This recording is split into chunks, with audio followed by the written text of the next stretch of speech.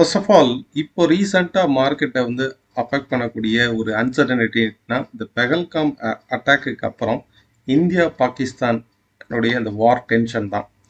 Because இந்த surgical strike மாதிரி ஏதாச்சும் ஒரு பதிலடி வந்து கண்டிப்பாக ஸ்ட்ராங்காக ஆப்போசிட் பார்ட்டிக்கு பாகிஸ்தானுக்கு வந்து இந்தியா வந்து கொடுப்பாங்க. அதுக்கான பிளானிங் வந்து நடந்துட்டு இருக்கு. ஸோ கண்டிப்பாக we expect a strong punishment. அதை வந்து பிஎம் மோடியே வந்து சொல்லியிருக்கிறாரு, ஸ்ட்ராங் பனிஷ்மெண்ட் வந்து கொடுப்போம் அப்படின்ட்டு. ஃபஸ்ட்டு வந்து விசா கேன்சல் பண்ணாங்க, பாகிஸ்தானுக்கு வந்து வரக்கூடிய விசா வந்து கேன்சல் பண்ணாங்க. தென் அந்த நாட்டில் உள்ள தூதரகம் இந்தியாவில் இருக்கு இல்லையா, ஸோ அந்த பர்சன்ஸ் அவங்க வந்து திருப்பி அனுப்பிச்சிட்டாங்க. மூணாவது அந்த பார்டர், இந்தியா பாகிஸ்தான் பார்டர் வந்து போக்குவரத்து இருந்தது, ஸோ அதில் வந்து ட்ரேட்ஸ் நடந்துகிட்டு இருந்தது, ஸோ அதையும் க்ளோஸ் பண்ணிட்டாங்க. நாலாவதா இந்தியாவில் இருந்து தான் கிட்டத்தட்ட 5 நதி, பஞ்சாப்னு சொல்லுவோம், 5 நதியில் கிட்டத்தட்ட 70% ஆஃப் தி வாட்டரை இந்தியாவிலேருந்து உருவாகிற அந்த ரிவரில் 70% ஆஃப் தி வாட்டர் வந்து நம்ம பாகிஸ்தானுக்கு கொடுக்குறோம். ஒன்லி 30% ஆஃப் தி வாட்டர் தான் இந்தியா வந்து யூஸ் பண்ணுறாங்க. ஸோ அதை ஸ்டாப் பண்ணுறாங்க. ஸோ இது வந்து ஒரு ஒப்பந்தம், முன்னாடியிலேருந்தே வந்து ஒப்பந்தம் நடந்துகிட்ருக்கு. இந்த ஒரு ஒப்பந்தத்தை வந்து கேன்சல் பண்ணுறோம் அப்படின்னு இந்தியா அறிவித்த உடனே இது வந்து ஒரு பெரிய வாராக மாறும் அப்படின்ட்டு பாகிஸ்தான் வந்து ஸ்ட்ராங்காக ஆப்போசிட் பண்ணுறாங்க. ஸோ இது வந்து என்ன மாதிரியான நிகழ்வுகள் வந்து நடக்கும், அதுக்கு தகுந்த மாதிரி இம்பேக்ட் வந்து கண்டிப்பாக ஸ்டாக் மார்க்கெட்டில் இருக்கும். இது வந்து நியூஸ். இதுக்கு அடுத்து மார்க்கெட்டை ட்ரைவ் பண்ணக்கூடிய முக்கியமான ஒரு ஈவெண்ட் அப்படின்னா Q4 ரிசல்ட்ஸ் தான். பிகாஸ் ஒரு கம்பெனியுடைய ஏர்னிங் நல்லா இருந்ததுனா தான் அந்த கம்பெனியுடைய ப்ரைஸ் வந்து ரைஸ் ஆகும். ஒரு செக்டாருடைய ஈவெண்ட் நல்லா இருந்தது அப்படின்னா கண்டிப்பாக அந்த செக்டாரில் உள்ள அனைத்து ஸ்டாக்ஸும் ரைஸ் ஆகும். அதே மாதிரி Q4 ரிசல்ட்ஸுங்கிறது எல்லா செக்டார்லேயுமே ஒரு பாசிட்டிவாக இருந்தது, Q3யோட Q4 நல்லா இருந்தது அப்படின்னா கண்டிப்பாக இண்டெக்ஸும் ஸ்டாக் மார்க்கெட்டும் ஓவரால் ரைஸ் ஆகும். ஸோ ரிசல்ட் சீசன்ஸில் எப்படி வந்து, அதாவது Q3, Q2, Q1 ரிசல்ட்டை விட இந்த Q4 ரைட்னா இருக்கக்கூடிய ரிசல்ட் வந்து பெட்டராக இருக்கும்னு கணிச்சிருக்காங்க. அதே போலவே இப்போ ரீசெண்டாக ஐடி ஸ்டாக்ஸோடைய ரிசல்ட்ஸ் வந்து நல்லாவே இருந்தது, பெட்டர் தென் எக்ஸ்பெக்டாக இருந்தது. குறிப்பாக HCL வந்து ஸ்ட்ராங்காக ரிவர்சல் ஆகிருக்கு. லாஸ்ட் வீக் ஐடி செக்டார் மட்டுமே, செக்டார் வைஸும் பார்த்தீங்கன்னா ஐடி செக்டார் மட்டுமே கிட்டத்தட்ட 7% வரைக்கும் ரைஸ் ஆகிருக்கு. இதுக்கு அடுத்து ஆட்டோ செக்டார், அதுக்கு அடுத்துனா ரியாலிட்டி செக்டார், அதுக்கடுத்து pharma sector and metal sector and banking sector. So இந்த வாரம் ட்ரேட் பண்ணுறவங்க, இதுக்கு அடுத்து ஒரு ஃப்ரெஷ்ஷாக ஒரு ஷார்ட் டேர்ம் ட்ரேட் எடுக்கிறவங்க first focus on IT, auto, reality, pharma and metals. இந்த 5 செக்டாரில் மட்டும் இந்த வாரம் வந்து பை சைடு எடுக்கிறவங்க ஃபோக்கஸ் பண்ணி பாருங்கள். குறிப்பாக ரீசெண்டாக ஸ்ட்ராங்காக அப்சைடான ஸ்டாக்ஸ் அப்படின்னாக்கா SBI insurance corporation, doctor Lalpath, அத்தூட் limited, Mphasis, Navin fluoride, Jubilant food, Navin wealth management, Nuvama wealth management, persistent system, Canfin homes. So இந்த ஸ்டாக் எல்லாமே ஸ்ட்ராங்காக ரைஸ் ஆகிருக்கு. குறிப்பாக SBI லைஃப் இன்சூரன்ஸ் வந்து 5% வரைக்கும் ரைஸ் ஆகிருக்கு. ஸோ இந்த ஸ்டாக்ஸில் வந்து ஃபோக்கஸ் பண்ணி பாருங்கள். நம்ம கண்டக்ட் பண்ணக்கூடிய online class and direct class next batch வந்து May 5th ஸ்டார்ட் ஆகும். 1 day டெக்னிக்கல் ஒர்க் ஷாப் வந்து May 10th வந்து ஸ்டார்ட் ஆகும். இன்ட்ரெஸ்டட் பீப்புள் கீழே உள்ள லிங்க்கில் கிளிக் பண்ணி நீங்கள் என்ரோல் பண்ணிக்கலாம். நிஃப்டியை பொறுத்தளவுக்கு ஸ்டெப் பை ஸ்டெப்பாக இப்போ நம்ம அனாலிசிஸ் பண்ணலாம். ஃபஸ்ட்டு பாயிண்ட் வந்து ஓவரால் வீக்லியில் வந்து நம்ம பார்க்கணும். வீக்லியில் மார்க்கெட் வந்து இந்த ஒரு சைடுவேஸ் மார்க்கெட்டில் கரெக்டாக அந்த சப்போர்ட் எடுத்து அப்சைட் ரைஸ் ஆகுது. இந்த ஒரு ட்ரெண்டு சைடுவேஸில் கரெக்டாக சப்போர்ட் எடுத்து அப்சைட் ரைஸ் ஆகுது. இந்த மாதிரி ரைஸ் ஆகும்போது இங்கேருந்து ஃபால் ஆகுது இல்லையா, இந்த டாப் டு டாப்பையும் நம்ம கனெக்ட் பண்ணி பார்க்கணும். So this is also break out. அப்போது டெஃபினட்டாக மார்க்கெட் வந்து ஒரு ரைஸ் ஆக போகுது. இப்போது இந்த பிரேக் அவுட்டுக்கு உண்டான எப்போதுமே ஒரு பிரேக் அவுட் நடந்ததுன்னா அந்த பிரேக் அவுட் ரீடெஸ்ட் ஆகணும் ஒன்று. ரெண்டாவது, இந்த பிரேக் அவுட் நடக்கும்போது இல்லைங்களா, இதுக்கு பிஃபோராக வந்து ஒரு கேப் இருக்கு பாருங்க, இந்த கேப் வந்து ஃபில் ஆகணும். ஸோ மோஸ்ட் ப்ராபபிளி இந்த மாதிரி ஹை டிகிரியில் ரைஸ் ஆகும்போது கண்டிப்பாக ஒரு ஃபால் வந்துட்டு அப்சைடு போகிறதுக்கான வாய்ப்பு அதிகம். இந்த ஃபால் வந்து மேக்ஸிமம் எவ்வளோ தூரம் வரலாம்? இப்போ இங்கே இதில் பாருங்கள், இவ்வளோ தூரம் வந்து இந்த இடத்துல இவ்வளோ தூரம் ஸ்டாக்னட் ஆயிருக்கா. அப்போ இந்த சப்போர்ட், இந்த ரெசிஸ்டன்ஸ் வந்து இங்கே இடத்துல சப்போர்ட்டாக ஆக்ட் ஆகும். ஸோ மேக்ஸிமம் வந்து ஃபஸ்ட்டு சப்போர்ட்டுங்கிறது 23,650, செகண்ட் சப்போர்ட்டுங்கிறது 23,120 இருக்கும். இந்த ரீஜனுக்கு வந்துட்டு கூட அப்சைடு வந்து ரைஸ் ஆகலாம். சரி, இதை நம்ம வந்து எப்படி கன்ஃபார்ம் பண்ணுறது?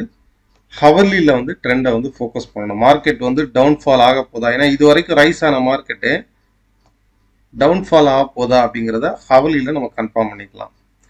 இப்போ லாஸ்ட் வீக் வந்து பாருங்கள், மார்க்கெட் வந்து கம்ப்ளீட்டாக இந்த ஒரு சைட்வேஸில் தான் ட்ராவல் ஆச்சு. ஓகே, இந்த ஒரு சைட்வேஸில் தான் ட்ராவல் ஆச்சு. இது பிரேக் அவுட் ஆயிருக்கா? ஸோ நெக்ஸ்ட் சப்போர்ட்டுங்கிறது இந்த சைட்வேஸ்லோடைய சப்போர்ட்டில் வந்து நிற்கும். ஓகே, அப்போ நெக்ஸ்ட் சப்போர்ட்டுங்கிறது 23,630. ஸோ இதை பிரேக் பண்ணும்போது நீங்கள் ஹவர்லியில் வச்சுக்கோங்க. மார்க்கெட் வந்து ஒன்ஸ் இங்கே லாஸ்ட் வீக் ஃபுல்லாகவே நான் இதை தான் சொல்லிட்டு இருந்தேன். கரெக்டாக இந்த ரீஜனுக்கு வந்துட்டு மார்க்கெட் வந்து அப்சைடில் தான் ரைஸ் ஆச்சு. ஒன்ஸ் இதை பிரேக் அவுட் ஆகும்போது அகெயின் ஒரு புல் பேக் மாதிரி கொடுத்து அகெயின் திரும்பவும் கீழே ஃபாலாக தான் ஆகுது. ஸோ நெக்ஸ்ட்டு மண்டே வந்து இன்கேஸ் மார்க்கெட் வந்து ஒரு கேப் டவுன் ஆனாலே கம்ப்ளீட்டாக ஃபால் ஆகிறதுக்கு தான் பாசிபிலிட்டிஸ் இருக்குது. டுவோர்ட்ஸ் 23,630 வரைக்கும் டவுன் ஃபால் ஆகலாம். சரி, ஒன்ஸ் இந்த இடத்துல வந்தோடனே நீங்கள் அலர்ட் ஆகிக்கோங்க. மார்க்கெட் வந்து திருப்பியும் ஒரு பவுன்ஸ் பேக் வந்து ஆகலாம். இங்கே வந்துட்டு ஒரு பவுன்ஸ் பேக் கூட ஆகலாம். அகெயின் இந்த ட்ரெண்ட் பிரேக் அவுட் ஆகும்போது தான் திரும்பவும் ஃபால் ஆகும். நெக்ஸ்ட் ஃபால் வந்து டுவர்ட்ஸ் நெக்ஸ்ட் சப்போர்ட் 23,120. ஸோ நிஃப்டியை பொறுத்தளவுக்கு ஸ்டெப் பை ஸ்டெப் இந்த அனாலிசிஸ் வந்து ஃபாலோ பண்ணி பாருங்க. செகண்ட் வந்து பேங்க் நிஃப்டி நம்ம ஆல்ரெடி பார்த்தோம். ஒரு அப் ட்ரெண்டுக்கு அப்புறம் இங்கேருந்து ஒரு ஸ்ட்ராங்கான அப் ட்ரெண்டுக்கு அப்புறம் இந்த ஒரு பேட்டர்ன் வந்து கிரியேட் ஆயிருக்கு. இந்த பேட்டர்ன் அப்சைடு பிரேக் அவுட் ஆகி ஆல் டைம் ஹைல ட்ரேட் ஆகுது. இந்த மாதிரி பொதுவாகவே ஆல் டைம் ஹைல ட்ரேட் ஆகும்போது கவனமாக இருக்கணும். ஒரு ப்ராஃபிட் புக்கிங் வந்து நடக்கும். இப்போ பேங்க் நிஃப்டியை பொறுத்தளவுக்கு மேக்ஸிமம் இந்த ரீடெஸ்டிங் பாயிண்ட் வந்து 52,600. இமீடியட் சப்போர்ட்னா 53,500. ஃபர்தராக மேக்ஸிமம் டவுன் ஆச்சுன்னா 52,600, 52,500ங்கிறது சப்போர்ட்டாக இருக்கும். திரும்பவும் அப்சைடு போகிறதுக்கான வாய்ப்புகள் தான் அதிகம். இந்த ஒரு ஸ்கினாரியோ முடிஞ்சதுன்னா திரும்பவும் அப்சைடில் 56,500, 57,000 வரைக்கும் அப்சைடு போகிறதுக்கான வாய்ப்பு இருக்குது. ஸோ பேங்க் நிஃப்டியை பொறுத்தளவுக்கும் ஒரு ஸ்ட்ராங்கான அப்சைடு மொமெண்டமில் தான் இருக்குது. But at present Monday market எப்படி நடக்கும் அப்படி பார்த்தீங்கன்னா நம்ம வந்து ஹவர்லிக்கு வந்துடணும். இது வரைக்கும் ஒரு ஸ்ட்ராங்கான அப்சைட் நடந்த மார்க்கெட்டு இந்த இடத்துல பாருங்க, ஒரு ஹெட் அண்ட் ஷோல்டர் ஃபார்மேஷன் நடந்திருக்கா?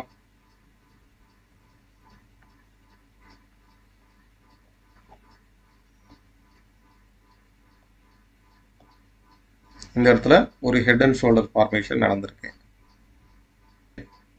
ஸோ இது பிரேக் அவுட் ஆகிட்டு ரைட் நோ ட்ரேட் ஆகிட்டு இருக்கு. ஸ்டில் நோ அப்போ அப்சைடில் ரைஸ் ஆச்சுன்னா 53,300 வரைக்குமே இன்கேஸ் ஒரு கேப் அப் நடந்ததுன்னா கூட பேங்க் நிஃப்டியை பொறுத்தளவுக்கு மார்க்கெட் அண்டர் கரெக்ஷன்.